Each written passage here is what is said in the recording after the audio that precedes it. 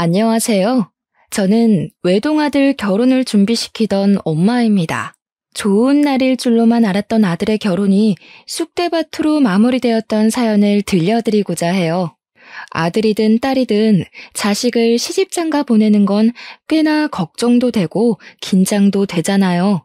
그런 수많은 감정 중에서 단연 독보적인 마음은 우리 자식들이 좋은 배필 만나서 행복하길 바라는 마음이 아닐까 해요. 그런데 만약 내 새끼의 앞날이 벼랑 끝으로 내몰린 걸 부모가 직접 목격했을 때 다들 어떠실 것 같으세요? 제가 그랬네요. 지금 다시 생각해도 살 떨리는 그간의 경험. 지금부터 들려드릴게요. 저희 집안은 남들 사는 만큼 비슷하게 사는 형편입니다. 저는 남편이랑 함께 김치찌개 사업을 해서 먹고 살 만큼 지내왔어요. 저희 부부 사이에는 자랑스러운 아들도 하나 있었는데 아들은 시키지 않아도 알아서 잘 커서 의사가 되었습니다. 자녀가 결혼 정년기에 접어들면 부모 되는 입장에선 어느 정도 언젠가 내 자식이 배필을 데리고 오겠지 생각하잖아요. 저희 아들이 일한 지 5년 만에 같은 병원에서 일하는 간호조무사와 눈이 맞았는지 둘이서 벌써 결혼을 약속했다고 말해주더라고요. 시간이 되면 소개해준다길래 저희는 일부러 하루만 장사를 일찍 마감하고 아들과 예비 며느리를 만났습니다. 아들이 우리한테 예비 며느리를 소개했을 때만 해도 이미 우리 아들이 예비 며느리에게 푹 빠져 있다는 게 느껴졌어요. 아들이 좋아하는 여자가 생겼다고 말한 적은 그때가 처음이라서 남편이랑 제가 신기해하면서도 한편으론 아쉽기도 했습니다.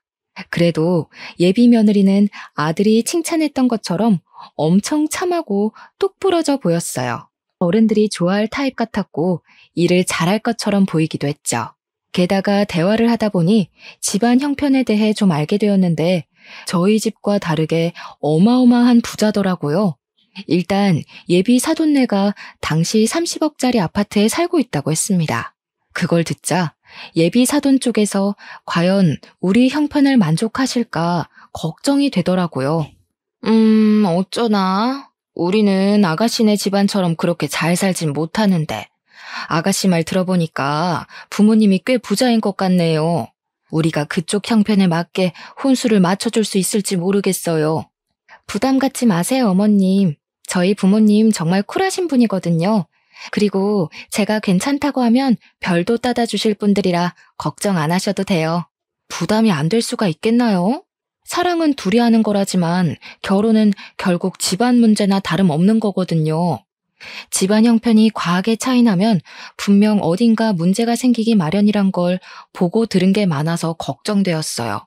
그래도 둘이 너무 좋다니까 저랑 남편이 딱히 거절하진 못했습니다. 아들을 실망시키기 싫었어요. 부모가 되어서 어쩌면 아들에게 해줄 수 있는 마지막 지원일지도 모르는데 마지막까지 아들이 원하는 삶을 선택해서 살 수 있도록 돕고 싶었습니다. 그렇게 아들의 결혼 준비는 쭉쭉 진행이 되었어요. 상견례 날짜는 꽤 빠르게 잡혔습니다. 남편이랑 저는 아들이 해준 옷을 입고 최대한 단정한 차림으로 상견례에 참석을 했어요. 상견례 위치는 예비 사돈네가 먼 길을 못 오는 사정이라고 해서 밑지방에 사는 저희가 윗지방으로 올라가는 걸로 합의봤죠. 그렇게 도착한 상견례장에서 저랑 남편은 경악을 금치 못했어요. 장소는 깔끔한 횟집이었는데 예비 사부인 옷차림은 그에 맞지 않는 화려한 차림이더라고요. 상견례에서 정답인 복장은 없다고 하지만 레깅스에 미니스커트에 뾰족 구두는 좀 아니지 않나요? 아무리 그래도 자기 딸인 예비 신부보다 튀는 옷이 말인가요? 바깥사도는 나름 멀쩡한 차림이었는데 저러고 나온 사부인을 말리지 않은 것 보면 바깥사돈도 생각의 관점이 일반적이진 않은 것 같았습니다. 물론 제가 보수적인 편이라 그렇게 봤을 수도 있겠죠. 남들은 어떻게 생각할지 모르겠지만 일단 제 눈에는 사부인 행색이 너무 이상했어요. 처음부터 좀 많이 놀라서 표정 관리가 잘 안 되었습니다. 남사스러워서 저희 남편도 사부인을 잘 못 쳐다봤어요. 사돈 쪽에서 먼저 인사를 건네길래 저희도 그제야 웃음을 걸치고 악수를 받아주었네요. 그나마 다행이었던 건 두 분 성격이었습니다. 두 분 다 성격이 그리 모난 것 같지 않더라고요. 특히 사부인은 사근사근 잘도 웃었는데요. 친화력도 장난이 아니라서 삭막한 테이블 분위기를 금세 띄워주더라고요.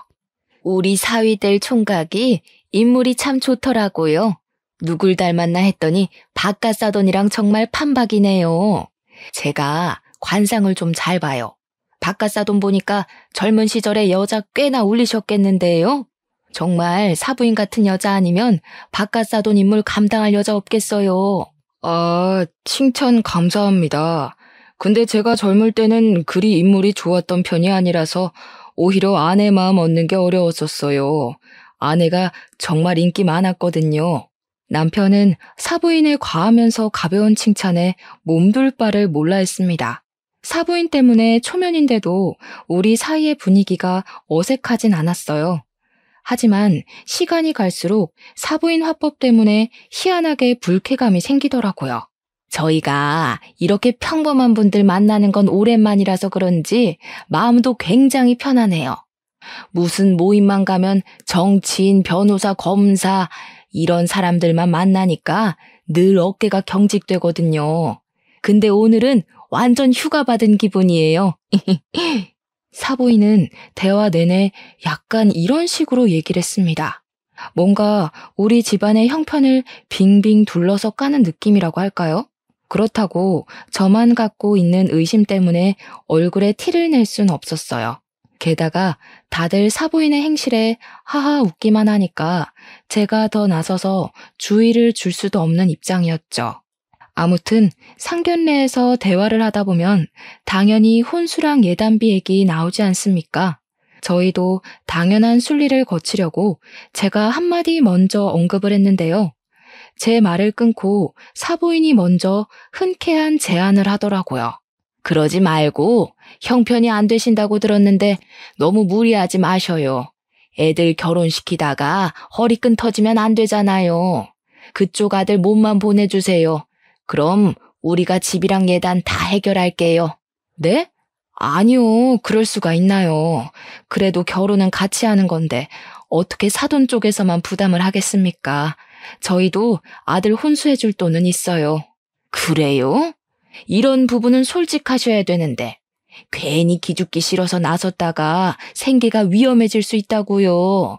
저희는 사돈 쪽 허리띠 졸라매게 만들고 싶진 않아요. 정말 괜찮으시겠어요? 솔직히 예의를 갖춰도 어쩔 수 없이 기싸움을 하는 자리가 상견례 자리 아닙니까? 그런데 사부인은 기싸움은커녕 대놓고 저희 형편을 무시하는 것 같았어요. 사부인이 저렇게까지 거침없이 발언하는데 감정이 안 상할 리가 없지 않겠어요? 여태까지는 아들 입장 생각해서 최대한 이해하고 넘겼는데 여기서 더 가만히 있으면 만만하게 보일 것 같더라고요.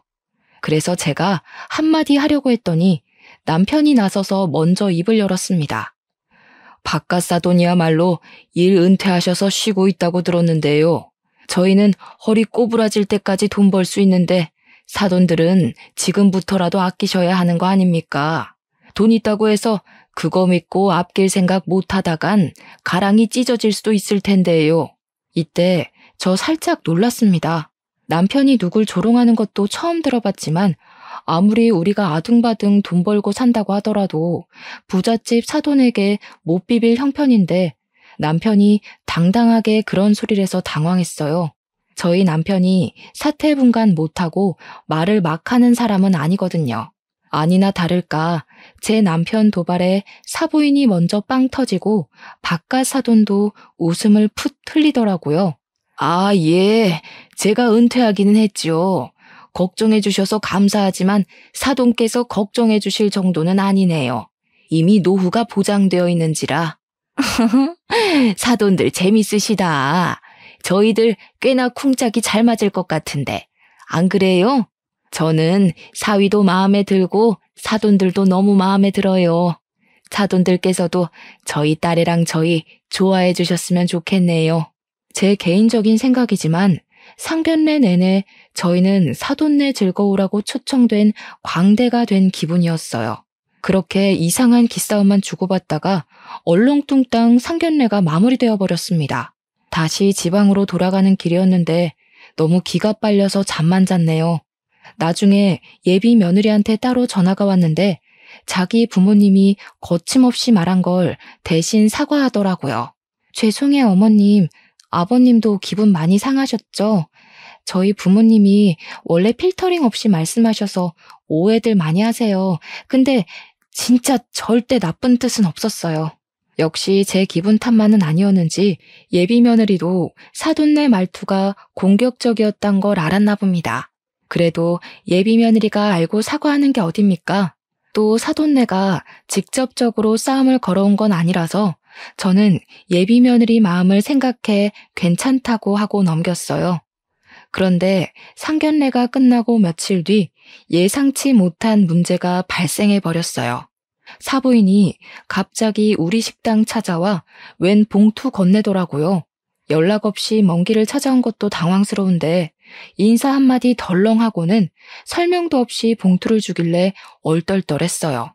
이게 뭐냐고 물으면서 봉투를 열어봤더니 혼수 목록, 혼수 받을 사람 목록, 혼수 예산 구입비 등이 정리된 편지더라고요. 아들 몸만 보내는 거 싫다면서요. 저희가 집값으로 5억 할 테니 그쪽에서 2억 혼수해 주세요. 얼굴 보고 말하는 게 예일 것 같아서 장장 5시간을 달려왔네요. 이 동네 무슨 차가 이렇게 막히는지 차 더 막히기 전에 다시 올라가야 되거든요. 어떻게 2억 괜찮겠어요? 2억 소리를 듣고 순간 머리를 한 대 맞은 것 마냥 얼떨떨했어요. 우리 집 형편에 2억은 아주 빠듯한 돈이었습니다. 당연히 혼수를 준비할 생각이었지만 많아봤자 1억 선을 염두하고 있었어요. 사돈 쪽에서 5억을 낸다는 것도 몰랐는데 사부인이 저한테 제시한 2억은 이미 사돈네가 배려해서 적게 깎아준 액수나 다름없었어요. 그래서 더 깎을 엄두를 못 냈습니다. 대답을 재촉하는 사부인에게 아무런 답변을 못 주고 있었어요. 왜요? 2억은 어려우세요? 그래도 애들이 5억 정도 되는 신혼집을 구해야지. 저는 제 딸이 어렵게 사는 거 원치 않아요. 2억 안 되실 것 같으면 저희가 알아서 다 하고요. 2억은 힘들었지만 그렇다고 우리 아들을 사돈네 집에 팔아넘기듯 몸만 보내고 싶지 않았습니다. 누가 그러더라고요. 사돈네에서 결혼할 때 돈을 많이 들이면 그만큼 내 자식이 고생하는 거라고 말이죠. 아니요. 5억 해오신다는데 저희가 못해도 2억은 해가야죠. 서로 그게 도리에 맞는 것 같네요. 그래서 저도 모르게 사부인의 은근한 무시에 자존심이 상해서 2억을 하겠다고 말해버렸어요. 사부인은 만족스럽게 고개를 끄덕이곤 물 한 잔 받아먹고서 돌아갔습니다. 사부인 배웅해주고 다시 가게로 들어오니까 그제야 후회가 되었어요. 내가 무슨 짓을 저지른 건지 싶더라고요. 저는 사부인 있을 때는 잘 못 읽어봤던 봉투를 다시 읽어봤습니다. 애들 신혼집에 쓸 가구 목록이 쭉 있었고 끄트머리엔 사부인에게 줄 명품 가방도 목록에 있었습니다. 결국 엎질러진 물이니 저는 남편한테 이 사실을 얘기했어요. 남편이 잠자코 듣고 있다가 잘했다고 하더라고요. 미안해요. 부담이 되면 지금이라도 내가 그 여자한테 전화해서 정정할게요. 아무리 자존심 상해도 돈으로 자부심 부리면 안 되는 건데 내가 실수했어요. 남 주는 돈도 아니고 우리 아들 잘 살라고 해주는 돈인데 아깝진 않아. 돈이야 또 벌면 되는 거잖아. 노후에 아무것도 안 하고 쉬어서 뭐 하겠어. 일이라도 해야지. 저랑 남편은 결국 가게를 담보로 2억을 대출받기로 결정했습니다. 이 사실을 알면 아들이 걱정할까봐 아들한테는 말을 못했어요. 그리고 한날 저는 혼자서 백화점에 들러 명품관을 찾았습니다. 사부인이 구체적으로 적어줬던 가방을 찾아서 구매했어요. 무슨 가방이 250만 원이나 하는 건지 깜짝 놀랐습니다. 역시 돈 많은 집은 가방조차도 함부로 들지 않는구나 싶으면서도 같은 여자인데 너무 다른 삶을 살고 있는 것 같아 한편으론 부럽기도 했어요. 저는 구매한 가방을 사부인한테 전달하려고 아들을 통해서 줬습니다. 다음날 사부인한테서 전화가 왔는데 고맙다는 인사일 줄 알고 마음 편히 받았어요. 네, 사부인. 어제 사위 통해서 가방 잘 받았어요. 그런데 좀 문제가 생겨서요. 이 가방 말고 다른 가방을 받고 싶은데요. 예상치 못했던 반응이라서 저는 전화를 받고도 네네? 거리기만 했습니다. 아니, 제 친구들이 하도 성화를 부리더라고요. 하나이는 귀한 딸 보내면서 고작 250만 원짜리 가방 받냐고요. 저 모임 가서 얘기했다가 바보 됐잖아요. 제가 문자로 링크 보내놨으니까 그 가방으로 좀 부탁해요. 이 가방은 사위 통해서 다시 돌려드릴게요. 사부인은 친구 말을 듣고 더 비싼 브랜드의 가방으로 의견을 바꾸었습니다. 사부인이 다시 보내준 다른 가방은 무려 500만 원짜리였어요. 똥개 훈련시키는 것도 아니고 이랬다 저랬다 하는 사부인의 태도가 또 무례하게 느껴져서 화가 났지만 이걸 뭐라고 할 수도 없었던 게 사돈 내에서 5억을 해온다고 한 이유도 있었고 또 사부인이 2억 혼수비에 맞춰서 요구하고 있는 거라 따지지도 못했어요. 결국 저는 가방을 바꿔주었습니다. 환불하고 다른 가방 다시 사는 건 아들이 직접 해줬어요. 근데 그것 때문에 아들이 뭔가를 눈치챈 건지 저한테 따로 찾아와서 묻더라고요. 엄마, 혹시 처가 쪽 때문에 곤란한 일 있어? 나한테 숨기는 거 있어 보여서 갈수록 엄마 표정이 안 좋아 보여. 혼수비 때문에 그러는 거야? 2억 한다고 들었는데 돈이 어디서 나서 그렇게 큰 돈을 하겠다고 했어. 어? 아들이 걱정할 문제 아니야. 아들 결혼한다고 하니까 가끔씩 아쉬워서 그런 거지 뭐. 사돈네랑 아무 문제 없으니까 걱정 말고 결혼 준비에만 신경 써. 아들한테는 도무지 고민을 털어놓을 수가 없었어요. 어차피 저희가 혼수로 2억을 해주기로 했고 사부인은 2억 선 안에서 물건을 요구하는 거니까 욕을 할 수도 없는 노릇이었죠. 그런데 말입니다. 제가 잘 몰라서 그러는데요. 원래 애들 결혼 준비시킬 때 사돈끼리 마주하는 경우가 많나요? 제 주변에는 그렇지 않다고 하는데 이상하게 저희 집은 사돈네랑 자꾸 얽히게 되더라고요. 사돈네가 귀한 딸 보내는 게 많이 아까운 건지 또 한 번 먼 길을 찾아온 적이 있었어요. 그날은 정말 해도 해도 너무한 얘기를 들었는데요. 어느 날 갑자기 우리 식당을 또 찾아온 사부인이 자기 딸 꾸민비 안 주냐고 하는 겁니다. 저 당시 꾸민비가 뭔지 몰랐거든요. 그날 사부인이 얘기하는 거 듣고 처음 알았습니다. 어머, 신부한테 꾸민비는 당연히 줘야죠. 저희가 5억이나 해주니까 그쪽에서 1억은 더 얹어주세요. 우리 딸도 명색에 시집 가는 건데 시부모한테 예쁨 받는다고 자랑할 수 있어야죠. 다른 며느리들 다 받는 꾸민비 우리 애만 안 받으면 체면이 서겠어요. 꾸민비가 사돈네 자식에게 사고 싶은 거 사입고 치장하라고 주는 돈이라고 하대요. 근데 그건 신부만 받을 수 있는 게 아니고 신랑도 받을 수 있는 거더라고요. 그깟 꾸민비 때문에 1억을 더해달라는 사부인 말에 저는 소신껏 얘기를 하였습니다. 죄송하네요. 그만한 돈을 해줄 여력도 안 되고 더 대출받지도 못해서 꾸민비는 어려울 것 같아요. 그냥 서로 안 해주는 걸로 퉁치죠. 역시 돈줄 딸리는 게 이렇게 금방 눈에 보여서 아쉽네요. 이래서 제가 딸한테 수준 차이 나는 사돈은 질색이라고 얘기를 했었거든요. 사위가 의사 아니었으면 구린내가 진동하는 이런 곳에 저희 딸 안 보냈을 거예요. 저 순간 잘못 들은 줄 알았습니다. 그간 사부인이 말투는 좀 경박했어도 사람을 대놓고 깎아내리진 않았거든요. 그런데 제가 1억 꾸민비 못 주겠다고 하자마자 돌변에서는 저희 집안이랑 제 아들을 깎아내리기 시작하는데 딱 알겠더라고요. 사부인이 원래 이렇게 무례한 사람이기에 그런 경박한 소리를 가진 거란 걸 말이죠. 사부인 아들 고집 너무 세더라고요. 근성이 얼마나 끈질긴지. 역시 가난뱅이 집안에서 태어난 것들이 쓸데없이 끈기가 좋아요. 자기 주제를 알고 여자를 골라야지 어디서 밤밑을 구르던 놈이 머리 위에서 놀던 여자를 눈독 들이는지 모르겠더라니까요. 사부인, 아들 밖에서 그러고 다니는 거 알고 계셨어요? 뭐라고요? 누가 발밑을 굴러요? 사부인, 지금 도가 지나치신 것 같은데요. 우리가 대단한 집안은 아니지만 그것 때문에 제 아들이 욕먹는 건 납득이 안 되거든요. 당장 사과하시죠. 어머나, 사과는 그쪽에서 하셔야죠. 제가 그쪽 아들 떼어내느라 2년이나 고생했는데, 근데 이놈이 어떻게 제 딸을 깨어냈는지 아주 거머리처럼 딱 붙어서는 절대 안 떨어지대요. 대체 아들 교육 어떻게 시킨 거예요? 지 분수 생각 안 하고 좋아하는 여자만 있으면 무조건 들러붙으라고 가르치셨어요? 알고 보니 사부인이 장장 2년간 제 아들을 반대했다는 사실을 알았어요.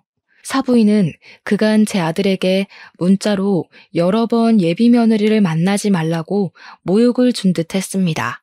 자기 딸 발목 잡지 마라, 가난뱅이 사위 관심 없다, 우리 딸 집안 보고 만나는 제비새끼랑 다를 게 뭐냐 등등 말이죠.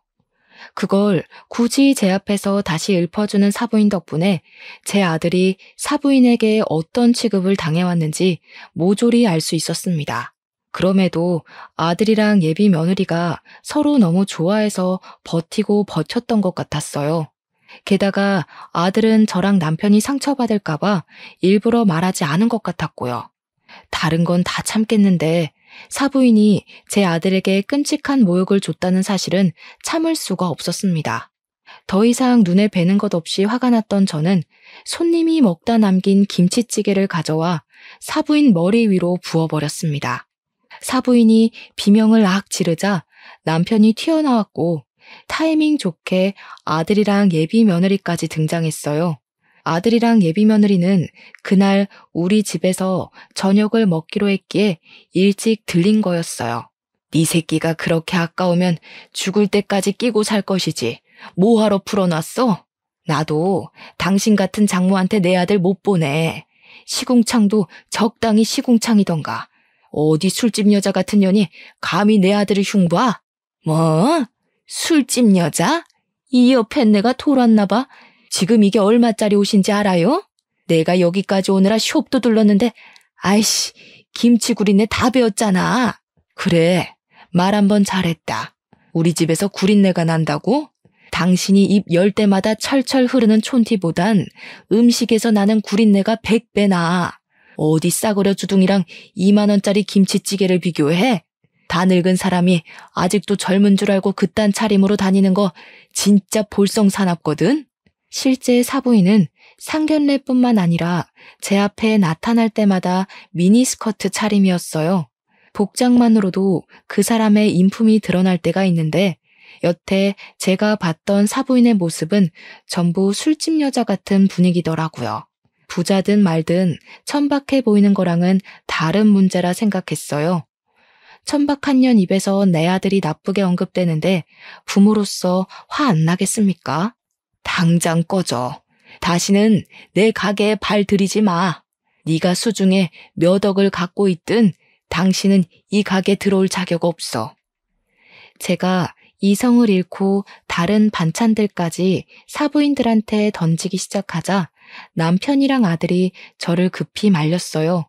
그리고 예비 며느리가 얼른 자기 엄마를 데리고 밖을 나가버렸습니다. 저는 불이 나게 도망가는 사부인 뒷공무니에 대고 나 이 결혼 절대 허락 못한다고 파혼하자고 고함을 쳤어요. 그렇게 다음 날 예비 며느리가 우리 식당을 다시 찾아왔습니다. 사부인이 꼴 보기 싫으니 며느리도 보기가 싫더라고요. 그래서 냉랭하게 대했더니 예비 며느리가 갑자기 제 앞에 무릎을 꿇는 거 아니겠습니까? 저희 엄마가 철이 없어서 그래요. 제발 한 번만 용서해 주세요, 어머님. 제가 다신 저희 엄마 이곳에 못 오게 만들게요. 저 이 결혼 꼭 하고 싶어요. 너네 엄마가 장장 2년 동안 내 아들을 사람 취급도 안 했다면서 내가 정신 나갔다고 그런 집에 내 아들을 사위로 보내겠니? 이렇게 문제가 되기 전에 진작에 네 엄마 말렸어야지. 이미 내 아들한테 상처 다 줘놓고 앞으로는 안 그러겠다고? 그걸 내가 어떻게 믿어? 죄송해요. 정말 한 번만 믿어주세요. 저 오빠랑 결혼 못하면 죽어요. 어머님이 시키는 건 뭐든 다 할게요. 결혼만은 제발 무르지 말아주세요. 저 한 번도 예비 며느리에게 언성을 높인 적이 없는데 그날은 좀 따끔하게 혼을 냈습니다. 예비 며느리는 제 아들을 정말 사랑하고 있다고, 이대로 파혼할 수 없다고 계속 싹싹 빌었어요. 솔직히 사부인이 문제지 며느리는 잘못이 없잖아요. 하루도 아니고 매일 찾아와서 손이 발이 되도록 싹싹 비는 며느리 때문에 마음이 약해진 저는 결국 못 이기고 봐주게 되었어요. 물론 결혼 허락하는 대신 사부인더러 내 앞에 와서 직접 사과하라고 시켰죠. 며느리가 그러겠다고 고개를 연신 끄덕이더군요. 그리고 며칠 뒤 사부인뿐만 아니라 바깥 사돈까지 우리 식당을 찾아왔습니다.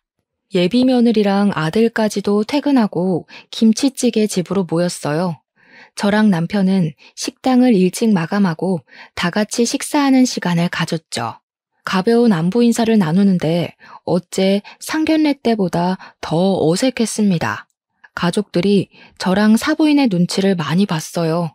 그리고 사부인은 우리 가게 들어와서 한 번도 저를 제대로 쳐다본 적이 없죠.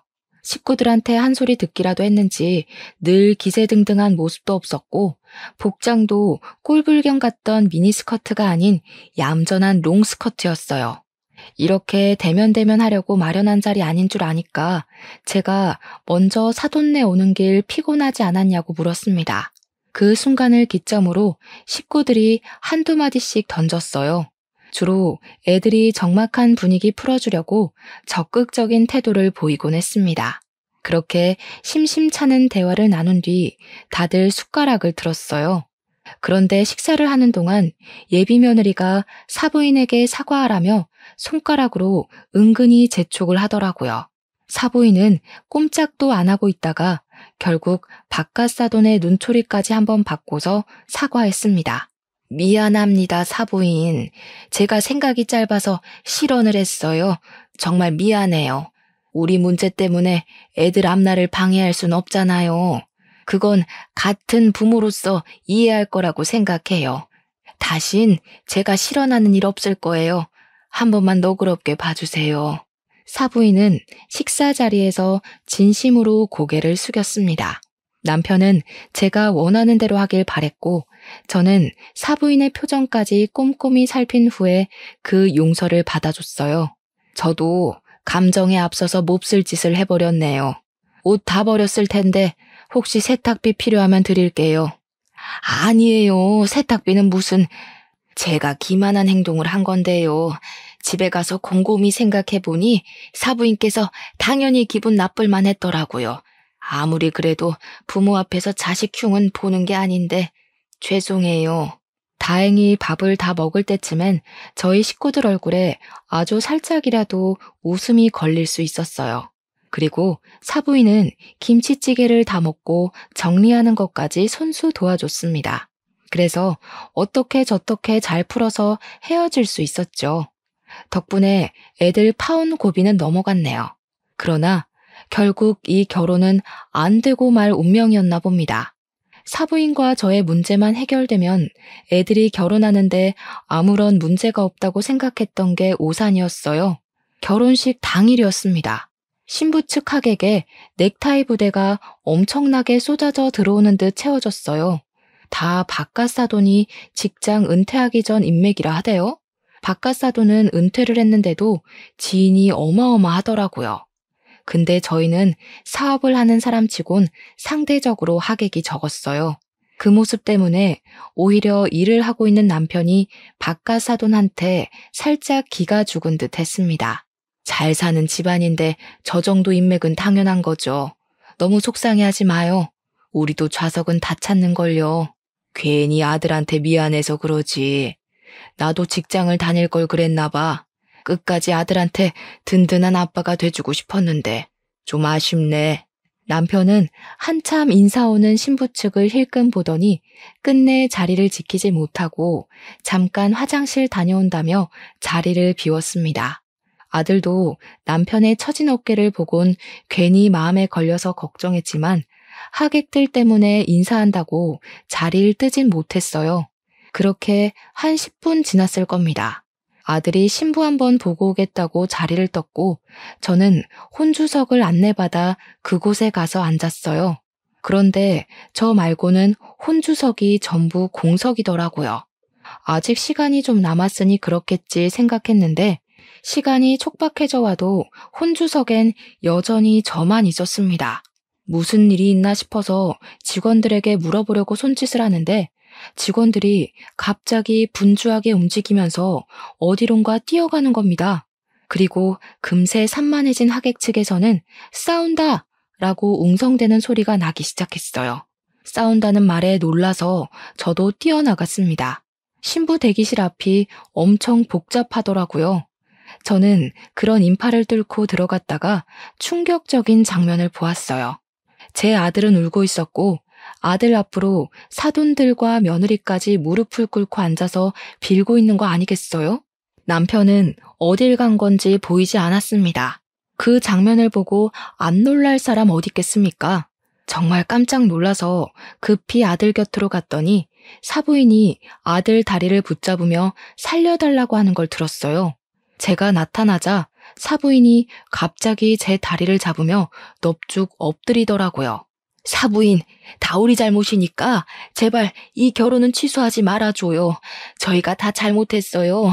평생 사돈 내 빚 갚으면서 살게요. 제발 우리 딸 인생만 안 망치게 해주세요. 무슨 소린지 몰라서 저는 그저 멀뚱히 서 있기만 했습니다. 그러자 아들이 제게 종이 사진을 보여주더라고요. 그 사진 안에는 죄수복을 입고 있는 사부인과 유흥업소 사장 일을 하고 있는 바깥 사돈의 모습이 담겨 있었어요. 말도 안 되는 사진을 보면서 이게 어떻게 된 거냐고 아들한테 물었더니 사부인이 원래 업소녀인데 손님에게 사기쳐서 돈 타먹는 걸로 모자라 같은 업소녀들에게도 사기를 쳐서 깜빵을 다녀온 전적이 있다대요. 사부인 때문에 사업장 망해서 빚쟁이가 된 사장은 사부인이 출소할 때까지 기다렸다가 목숨까지 위협하면서 사부인한테 돈 갚으라 협박을 했대요. 근데 사부인은 죗값 치르고 왔는데도 정신 못 차리고 또 사기칠 계획을 했다는 겁니다. 사부인이 사장에게 돈 왕창 벌게 해주겠다고 꼬시고 그 이후론 바깥 사돈이랑 같이 협력해서 쌍으로 사기를 쳤다더라고요. 그렇게 세트로 살아오는 동안에 생긴 아이가 바로 예비 며느리라고 하더군요. 당시 생각지도 못한 아이가 생기자 사돈들은 아이를 버릴까 하다가 아이까지 사기에 이용하기로 했고 며느리는 자라면서 다양한 용도로 부부 사기단의 도구로 사용되었다는 겁니다. 며느리가 성인이 되고 나서는 사위될 사람을 건져서 돈을 빼먹으려고 했다네요. 그 사위로 두 번째 지목된 남자가 바로 우리 아들이었어요. 우리 아들이 그 미끼에 걸려든 거였죠. 이 사실은 지난 과거, 사부인 때문에 사기당했던 같은 업소녀들이 사부인 잘 먹고 잘 사는 꼴 방해하려고 나타나서 다 밝혔던 거랍니다. 그러니까 여태 사돈네가 저희 앞에서 떵떵거리고 비웃었던 모든 모습들이 거짓이라는 거예요. 기가 막혔던 저는 제 다리를 붙잡고 있는 사부인을 냅다 차버렸어요. 그럼 그지 새끼들이란 거잖아. 술집년같이 생겼다 했더니 진짜 술집년이었어요? 가진 것도 없으면서 어떻게 그런 배짱을 가질 수가 있어요? 우리 집 돈 훔쳐간 걸로 모자라 우리 시간도 진심도 다 기만하신 거네요. 잘 됐네. 이번엔 초범이 아니라서 깜빵밥 길게 먹을 수 있겠어요. 아니에요, 사부인. 저희 이번 결혼하면 나쁜 짓 다 청산하기로 했다고요. 모르는 사람들 말 믿지 말고 저희 말을 믿어주셔야죠. 그쪽들 과거 잘못 청산하라고 내 아들 결혼시키는 거 아니거든요. 그러고 보니 당신네 딸도 참 웃기네요. 다 알면서 어쩜 그렇게 내 아들 사랑한다고 잘도 질질 짰을까. 부모한테 배운 게 사기치는 것밖에 없어서 몸에 배웠나 보죠? 새파랗게 어린 년이 벌써부터 지 무던 팔짓이나 하고 말이야. 나 원참 어이가 없어서. 어머님, 저는 모르는 일이에요. 저는 정말 오빠 사랑했어요. 엄마 아빠가 사기친 거지 저랑은 관련 없는 일이라고요. 끝까지 자기 잘못을 부정하는 예비 며느리의 태도가 저를 더 화나게 했습니다. 예비 며느리가 어머님 하면서 또 질질 짜길래 저는 사부인 목에 걸려있는 스카프 잡아 빼서 며느리 얼굴에 던져주었어요. 딸 인생 망치지 말라고요? 지금 딸 인생을 누구한테 맡기는 거예요? 딸 인생 살리고 싶으면 자식을 낳는 순간 정신 차리고 똑바로 살았어야지. 앞으로 그쪽 내 딸이 불행한 건 전부 당신들 탓인 거야. 나도 내 아들 인생 살리려고 쓰레기 거르는 거니까 당장 꺼져.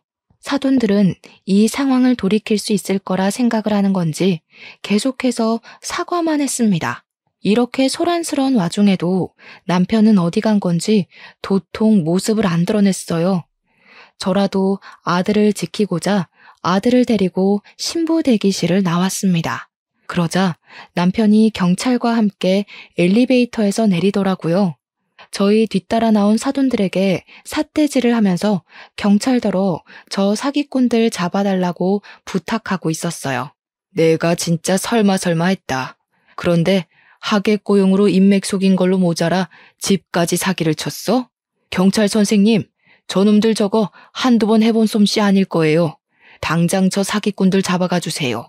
경찰들은 막 도망치려는 사돈들과 며느리를 붙잡았어요. 저랑 아들은 남편에게 상황을 물었습니다. 그랬더니 남편이 하객 봤다 말고 화장실을 갔을 때 무슨 얘기를 들었다고 하더라고요. 신부 측에서 넥타이 부대 전체를 하객 아르바이트로 고용했는데 고용하게 된 이유가 바깥 사돈이 우리 남편 번듯한 사업하고 있는 거에 기죽지 않으려고 되레 우리 남편 길을 꺾어주고 싶어서 그랬다네요.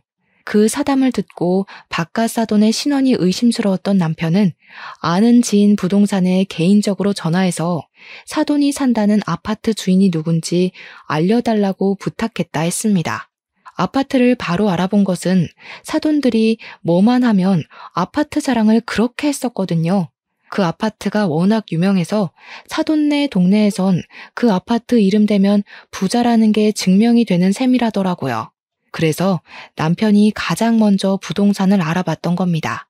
남편 지인은 아는 사람 부동산을 건너 2달이 넘긴 부동산을 연결하여 집주인을 알아봐줬어요. 황당하게도 사돈네가 산다는 아파트엔 집주인이 따로 있었습니다. 그리고 거기 새들어 살고 있는 사람들이 사돈네였어요. 그러니까 이런 거죠. 사돈네는 우리한테 집안 재력을 속이기 위해 단기로 이사를 했던 겁니다. 아들이 자기 처가에 인사 간다고 한번 들어가 봤다던 그 30억짜리 아파트는 그들이 빚을 내서 보증금 3억에 월세 400만 원으로 들어가 있던 거였어요. 심지어 빚을 낸 것도 다 사채라네요. 일부는 우리한테 돈을 빼내서 갚았다더군요. 그리고 나머지 빚은 애들 결혼시킨 뒤에 저랑 남편의 자존심을 좀 더 긁어서 계속 돈을 빼낼 작정을 했던 겁니다. 너무 기가 막혀서 저는 경찰들이 연행해 가는 그들 앞길을 막았어요. 그리곤 불쌍한 척하는 사부인의 얼굴을 한 대 때려줬습니다. 하고 사는 꼴이 정말 치가 떨리게 한심하네요. 깜빵 가서 되도록 오랫동안 안 나왔으면 좋겠어요. 딸 생각 조금이라도 한다면 제발 싸구려 짓 좀 그만하고 정신 차리세요. 사부인은 이미 경찰이 등장한 이상 저에게 사과할 필요를 못 느낀 건지 제게 덤비려고 몸부림을 쳐댔어요. 경찰이 잡고 있지 않았다면 그 기다란 손톱 때문에 얼굴에 상처가 생겼을 겁니다. 결국 감당 안 되는 몸부림 때문에 경찰들이 사부인을 끌고 가버렸어요. 바깥 사돈은 쪽팔린 줄 아는 건지 아무 말도 못하고 묵묵히 끌려갔습니다. 그런데 예비 며느리가 또 끈질기더라고요. 저랑 남편이 사돈들을 보내버리는 동안 예비 며느리는 제 아들에게 매달려 애원하고 있었어요. 오빠, 내 진심 오빠가 제일 가까이서 봤잖아. 내가 정말 연기하는 것 같았어? 오빠한테 보여준 내 마음 다 진심이야. 엄마 아빠는 진짜 나랑 상관없다니까? 그러니까 무섭다는 거야. 내 눈엔 네가 의심할 곳 없는 좋은 여자로 보였는데 나 만나기 전에 다른 남자 꼬드겨서 돈 빼먹었다면서 나한테 똑같은 수법으로 접근한 거 아니야? 그런데 나한텐 진심이라고? 네 낯짝을 다 알아버렸는데 내가 널 어떻게 데리고 사냐? 그러지 마. 도대체 어떻게 하면 믿어줄 건데? 전에 실수한 건 철이 없어서 그랬던 거야. 그때랑 지금은 내 마음이 완전히 다르다고. 예비 며느리가 처절하게 아들을 붙잡고 우는데도 그런 며느리를 보는 아들의 시선은 이미 싸늘했습니다. 아들은 곧 며느리 목에 걸린 목걸이를 사정없이 잡아 뺐어요. 그 목걸이도 분명 우리 집에서 해준 혼수비에서 해먹었을 거거든요. 너 같은 싸구려한텐 명품 목걸이가 안 어울린다. 너한테 놀 하나 줄 생각 없으니까 징역 살고 나오면 다른 놈 노려. 네 부모나 너나 다시 한 번 더 우리 가족 눈에 띄면 2배, 3배로 갚아줄 테니까 각오하고. 아들이 그대로 돌아서자 경찰이 알아서 예비 며느리를 잡아갔어요. 실내에서 쩌렁쩌렁 울리는 예비 며느리 목소리 때문에 다른 하객들까지 인상을 찌푸렸습니다. 그렇게 잡혀간 그 사람들은 전적까지 곱빼기로 쳐서 사귀제 형벌을 받게 되었어요. 부디 그 안에서 오래오래 살길 바랄 뿐입니다. 저희는 일상을 회복했어요. 물론 겉으로는 그렇죠. 이미 상처받은 마음을 완전히 회복하는 것이 참 어렵더라고요. 특히 우리 아들 속이 말이 아닌 것 같았어요. 아들이 예비 며느리를 처음 소개해 주었을 때 예비 며느리를 보던 아들 눈빛을 아직도 기억하고 있는데요. 그렇게 많이 좋아했던 사람에게 당하는 배신은 잘 잊히지도 않잖아요. 하필 결혼할 만큼 사랑한 사람이 엉망진창이었다는 게 아들에겐 꽤 큰 상처로 남을 것 같습니다. 세상에 좋은 여자도 많은데 왜 하필 그런 여자가 우리 아들 인생에 들어섰는지 모르겠네요. 아들이 부디 그날의 상처를 잘 극복해서 그저 지나가는 일일 뿐이라는 걸 알았으면 좋겠습니다. 여기까진 안 좋은 현실을 말씀드렸지만 저희 집안에 우환만 있었던 건 또 아니에요. 그날 결혼식이 그렇게 엎어졌는데 사람들이 휴대폰으로 다 찍어서 그런가 SNS에 이슈가 되었더라고요. 근데 저희 식당까지 그 이슈를 타서 객지 사람들이 응원차 저희 식당을 방문해주고 있어요. 저랑 남편 김치찌개 사업하면서 이렇게 눈코 뜰 새 없이 바쁘게 장사해본 거 처음입니다. 이미 사기당한 돈은 운 좋게 배상받았는데 이대로만 장사 잘 된다면 사기당했던 돈만큼 한 해 매출을 뽑을 수 있을 것 같기도 해요. 손님들이 왔다 가면 블로그 후기도 올려주시더라고요. 사진 엄청나게 찍어가고요. 인터넷에 우리 가게 검색해서 블로그 슬쩍 보면 댓글에 저희 가게를 아는 체 하면서 안부를 궁금해하는 분들도 종종 계셨어요. 남의 일인데 그렇게까지 마음 써주는 분들이 있어서 또 여러 번 위로를 받네요. 사기당하고 나서 저희 식구끼리 서로 위안하는 것만으론 한계가 있었는데 많은 사람들이 저희 사정을 응원해주니까 그래도 빠르게 마음이 편해지는 것 같더라고요. 언론의 힘이 새삼 대단하다는 걸 요즘 많이 느끼네요. 우리 아들이 혼인신고하기 전에 구덩이에서 빠져나올 수 있어서 얼마나 다행인지 모릅니다. 인생 액땜을 했다고 생각하고 앞으론 더 열심히 신중하게 살아가야겠어요. 다른 사람 조심하셔요. 제 사연 들어주셔서 감사합니다.